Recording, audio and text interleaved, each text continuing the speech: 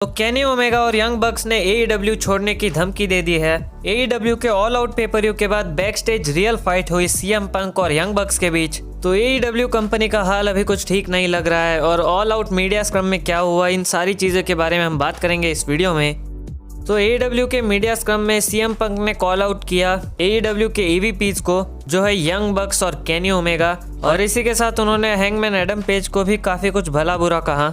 तो हम देखते हैं इस स्टोरी को स्टार्टिंग से। तो कुछ टाइम पहले कोल्ट कबानो को AEW से रिंग ऑफ ऑनर में भेज दिया था और इंटरनेट पे ये बात आई थी कि ये सब चीज CM पंक की वजह से हुई। उन्होंने भेजा कोल्ट कबानो को AEW से रिंग ऑफ ऑनर में और CM पंक का कहना था कि इन चीजों में उनका कोई हाथ नहीं था। AEW के EVPs ने ये सारी बातें फैलाई एंड इसी बात से वो नाराज थे और इसी के चलते उन्होंने कॉल आउट किया यंग बक्स और केनी ओमेगा को। तो अगर आप कोल्ट कबानो और CM पंक की हिस्ट्री नहीं जानते तो बस इतना जान लो कि वो दोनों पहले काफी अच्छे दोस्त थे, बट फिर उसके बाद कुछ हुआ और अब वो अपने सेपरेट वेज है। और इनकी फाइट क्यों हुई ये तो कोई अलग ही टॉपिक है, इसके बारे में हम बात नहीं करेंगे। और इसीलिए पंक ने क्लैरिफाई किया कि कोल्ट कबाना के केस में उनका कोई हाथ नहीं था और AEW के EVPs उनका नाम फालतू में ही लगा रहे हैं इन सारी चीजों में। और उनका कहना था कि अगर किसी को कोई प्रॉब्लम है उनसे तो डायरेक्ट आके बात करे, ऐसे ही इंटरनेट पे उनका नाम ना खराब करे।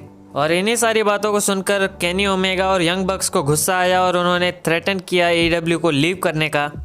और अब तो ये स्टोरी और भी आगे बढ़ चुकी है क्योंकि जो कुछ चीज़ें हमें बैक स्टेज से पता चल रही है वो अलग ही लेवल पर है। अब ये बताया जा रहा है कि CM पंक के मीडिया अपीयरेंस के बाद सच में फाइट हुई यंग बक्स और CM पंक के बीच।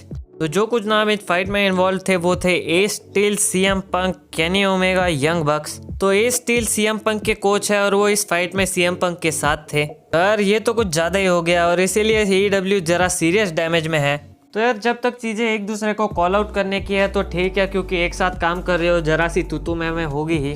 बट यहाँ तो चीज़ें फिजिकल हो चुकी है यार, काफ़ी आगे बढ़ चुकी है ये बातें।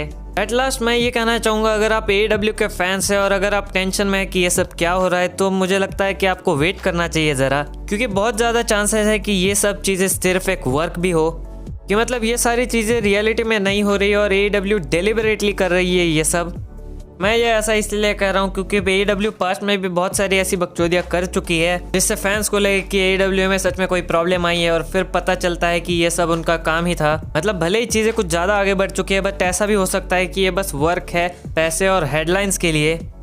और अगर ये सच में एक वर्क है तो हेड्स ऑफ टू AEW, वो ये चीज़ें करने में सक्सेसफुल है क्योंकि हर जगह उन्हीं की बात हो रही है।